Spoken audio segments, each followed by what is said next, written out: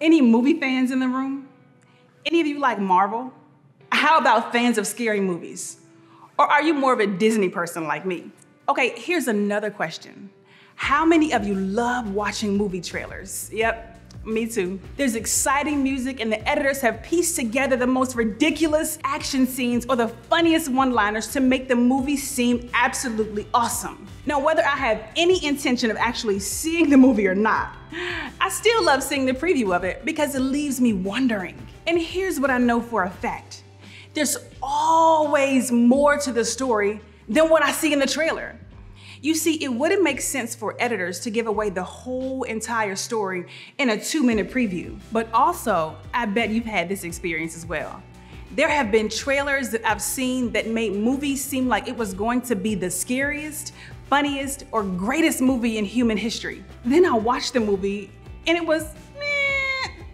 Like they literally showed the best parts of the movie in the trailer and the rest was garbage. Oh, there was still more to the story of that movie. It just wasn't that great. For the next few weeks, we're going to be talking about things that are really similar to movie trailers.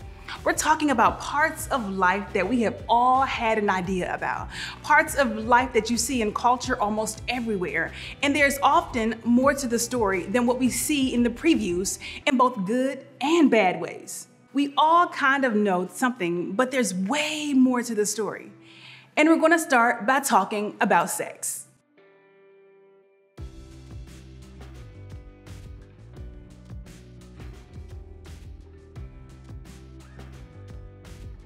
Okay, I get it. Talking about sex in church can be a little weird until you think about the fact that it's talked about almost everywhere else.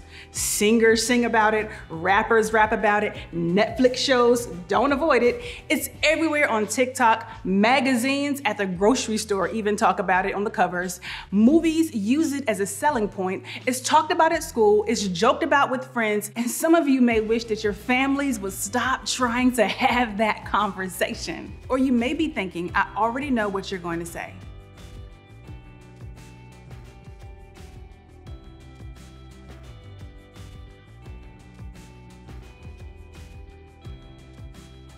Even if you haven't been around church much, you've probably been around church people or Christian TikTokers enough to get the idea that God cares a lot about our sex lives. In fact, maybe you feel like God hates sex. That's the story. Or maybe you feel like God's mad about sex. That's the story. Or God only cares about virginity, and that's the whole story. And if that's true, I'm sure it brings up questions like, is it bad that I'm thinking about it? Is it bad that I want to do it? Can I do everything but actual sex? I know people who've had sex and none of them died. Is it really that big of a deal? Or maybe I've had sex, so does that mean that I'm doomed forever? What if it wasn't my choice and someone else made the decision for me? What does God think about that? What am I supposed to do now? Or I can't even get a guy or a girl to be interested in me. So trust me, sex is not a temptation for me. So I can just skip church for a few weeks. And I get that this is a loaded topic and sometimes it can feel like God only cares about one thing or one act or one mistake. But as we get started, I want you to know that that is not an accurate picture. The truth is this, when it comes to God's plan for sex, there's more to the story.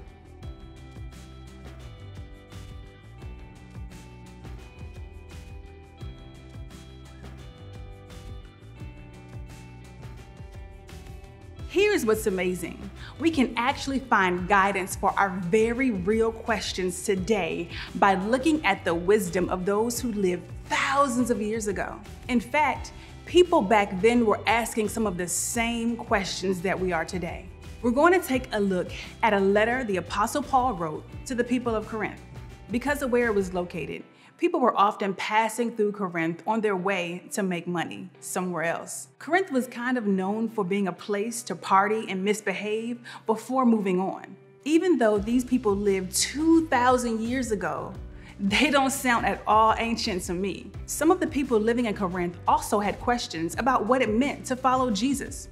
So Paul writes this letter that covers all sorts of topics, but he had a lot to say about the topic of sex. And it's the way that he starts this portion of his letter that I want us to think about today. Check it out. He says, I have the right to do anything.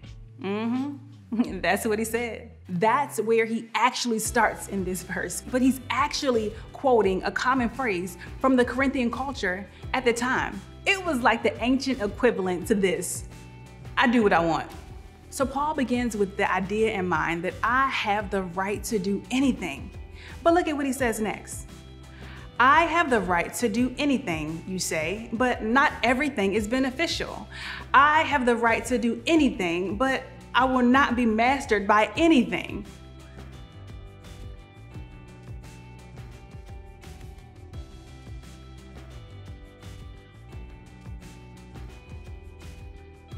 Paul speaks right into the Corinthian culture and into our world today and basically says, look, I know it's popular to do whatever you feel like doing, but just because you can does not mean that you should.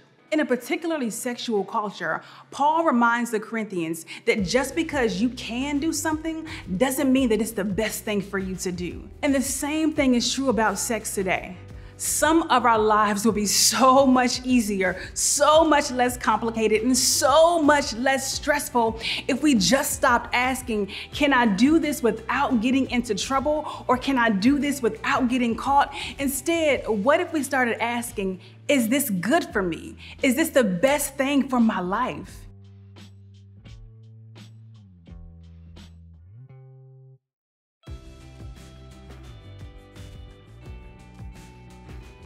In fact, learning to think about what's best over what's simply common is part of becoming a mature person. And there's more to it than that.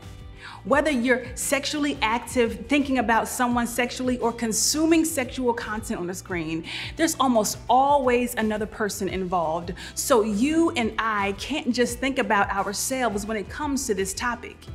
Yes, we should ask, is this best for me? But we may be able to talk ourselves into doing something that we think is right for us, even though it might be harmful to someone else. If we really want to get this right, we should go even further.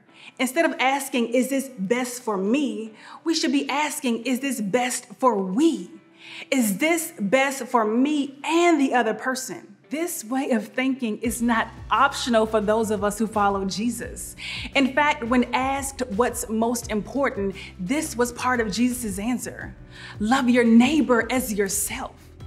Something might feel good for the moment, but if it's not good for your future or the future of the other person that you're doing it with, it's out. If something is fine for you, but you don't know or you can't know if it's harming another person, it's across the line. You see, Jesus was so clear about what God is like. How you treat people and how they treat you is a big deal to God. God doesn't hate sex and doesn't want to keep us from it. God wants us to become the kind of person who loves God and looks out for other people's best interests because of Him. And here's what's crazy. Your dating life and your relationship will be better because of it. How do I know? Because it's what everybody wants. We all want to be in the kind of relationship where each person looks out for the best interest of another. We all want mutual love and respect and with someone we can trust to have our back. We all want the kind of friends and boyfriends and girlfriends who will look out for our future even if we're not doing the best job of looking out for it ourselves. You see, this is what we set ourselves up for when we follow the instructions and the wisdom of Paul. Wisdom that's aligned with the way of life that Jesus says is best. But wanting to live like this and actually living this way are two very different things. I realize that there are all kinds of feelings and desires that factor in. In fact, some of you may have acted upon those desires and feelings in the past. Maybe some of you wish that you could have made that choice for yourself. but somebody else acted upon their impulse, and you were the victim of that. If that's you, I am so sorry. It's not your fault.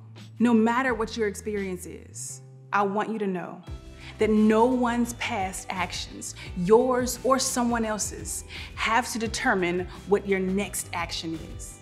Here's why. As followers of Jesus, we can and should become people of sexual integrity. I get that sexual integrity isn't a super common term. Integrity just means someone is trustworthy, honest, and looks out for others. They're the kind of person whose beliefs and words line up with their actions. And just like you can be a person of integrity in your academics and in your friendships, you can and should have integrity in your sex life, no matter what your past experiences are. Sexual integrity is about more than just saving sex until marriage or feeling guilty for not waiting. It's choosing to honor God and others in how we think about, treat, and value the people who we date. So how do you become a person of sexual integrity? Integrity is about the person you want to be.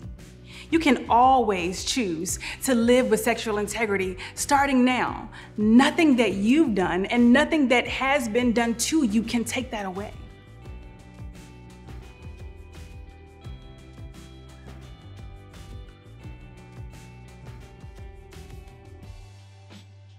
You may be thinking, sexual integrity sounds nice, but can you just tell me where the line is, what's okay and what's not?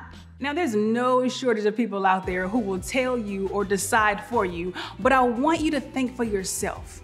I want you to ask questions, wrestle with what's true, listen to older, wiser people, and then make a decision for yourself. Not just a decision about what you will and won't do moving forward, but a decision about the kind of person that you want to be. A few steps that I believe that you can take. First, talk to God about who you really want to be.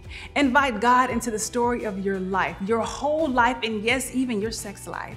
You may have never done that before, but just know that God cares.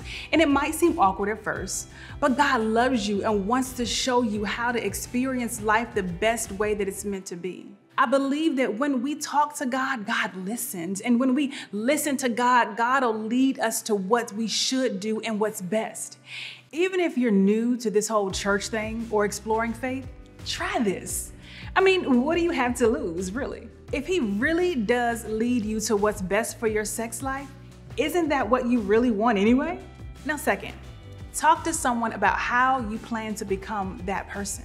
Bring it up with a trusted adult like your small group leader. Now listen, I know that sounds weird, but trust me, you won't scare them away or stress them out. They'll be proud of you.